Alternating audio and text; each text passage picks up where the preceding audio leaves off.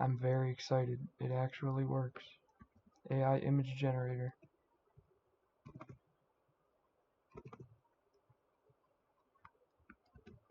I'm going to click run, and I'll let you see what it does. Generates the image from noise vector, class label, and truncation. Cool.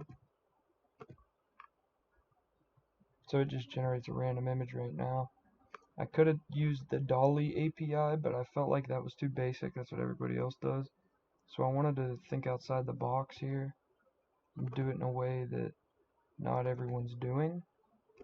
Do something unique, do something cool, something fresh, and this was exactly that.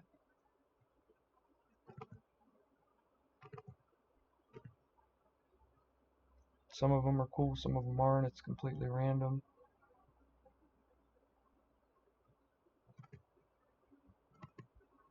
But yeah, that's basically it in a nutshell. The most important part is converting the NumPy array to a torch sensor. It's probably the hardest part for me. The rest of it wasn't too terribly bad. ChatGPT was not smart enough to do this. I had to use the Bing chat, and I tried to use it as more creative. It was not going to work, so I had to go to more precise, and originally wanted to do a bunch of other stuff like implement a prompt and a bunch of other stuff, but this is all I could do without using the API for DALL-E or ChatGPT. Or to keep it simple, this is as good as you're going to get. I don't think anybody's going to do any better than this personally. If there is anybody out there that has a better AI image generator that's not using OpenAI's API, or it's not using a DALL-E API or Midjourney, please let me know. It made a really good bird. I mean, that's